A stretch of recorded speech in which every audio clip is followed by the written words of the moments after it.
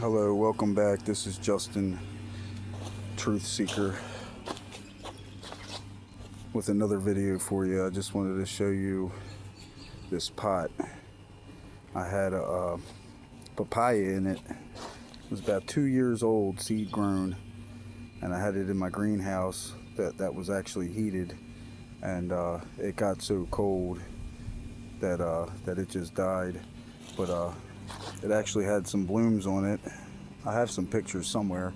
If I ever get good with the internet and editing videos, maybe I'll upload some photos of it. But yeah, it had 2 flowers on it. I tried to pollinate it. I think they were hermaphrodites, I don't know. But the fruit ended up falling off, which it kind of looked like fruit, I'm not totally sure. But yeah, this is what was in this pot. I just dumped it out. I mean, it's totally like a sponge, rotted. So that'll go into the compost pile. And just want to show you this up pot I'm gonna do.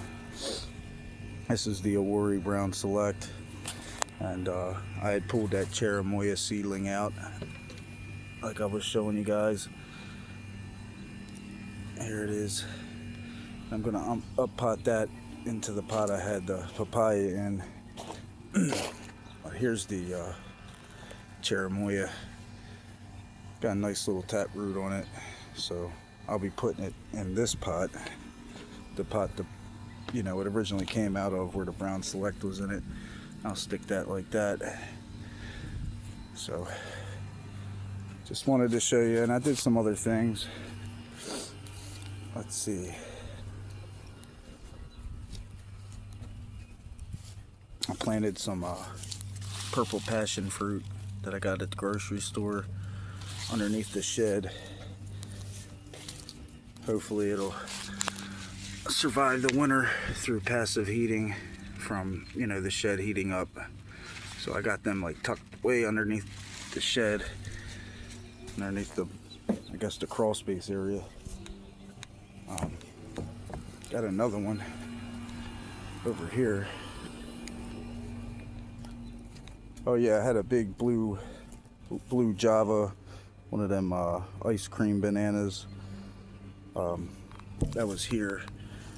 I planted it. I had it in my greenhouse for about 2 years, and it was about over, I don't know, 8 feet, something like that, 7-8 feet. And I ended up putting it in the ground, and I covered it, but it just didn't survive. So here's the other passion fruits. I just did the same thing, tucked it underneath the shed, and then I up potted this seed grown pomegranate and trimmed it back some, did some pruning. I think it turned out pretty nice. Kind of like, pruned out the crossing branches and all. Here's my other one. This one's pretty nice. Did the same thing with it. Kind of pruned out the middle branches, crossing branches. I think it turned out pretty nice. Dunstan. Here's my fig. This was a cutting just 2 years ago, about maybe 7 inches long, and I rooted it, and this thing really took off nice. I grafted some other variety to it. I think that's like right here maybe. But up front I did the same thing with my other fig. I'll show you that.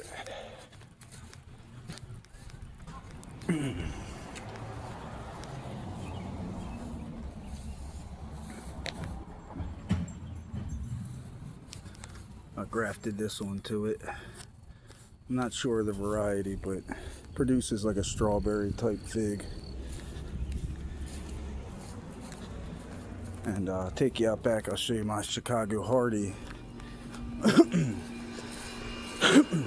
Planted it like, I don't know, 2-3 years ago. It's been about 2 years. It's not doing too well underneath this tree with all the shade.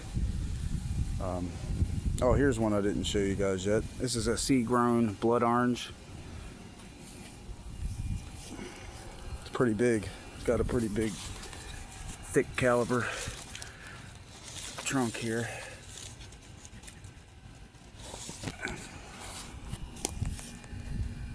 Hoping to get some fruit off of it. Got some pluot seedlings.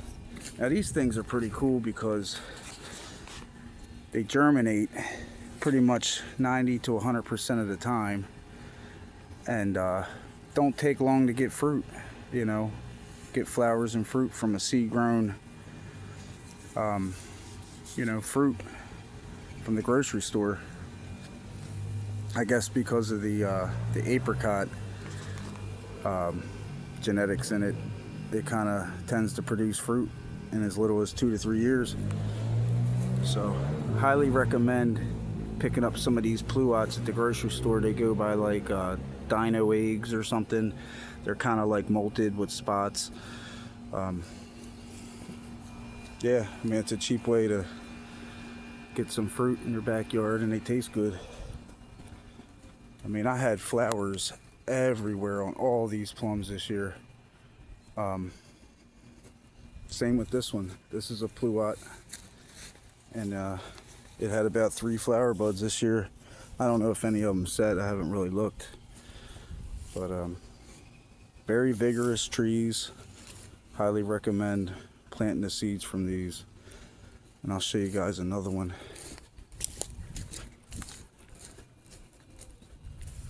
Same with this one. I mean, this one it's about 5.5 feet tall now. Real pretty tree. Same with this one. But I don't think this was a pluot. I did graft dapple dandy to this, and it flowered like crazy this year right here. And then this little side branch right here.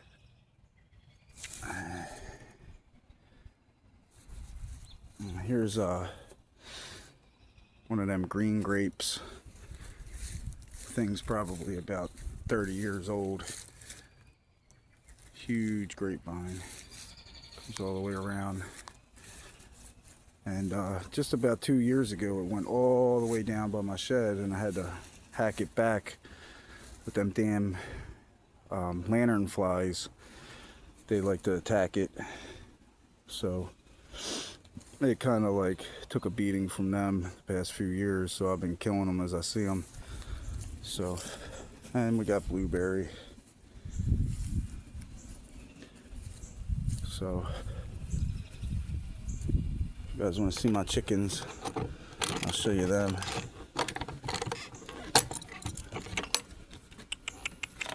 How you doing, buddies? How you doing? How you doing?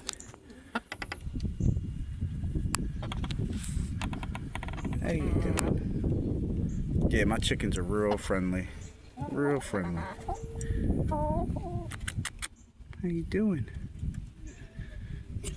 What are you doing up there? Got the I am Samanis, the Americanas. I get all kinds of different colored eggs.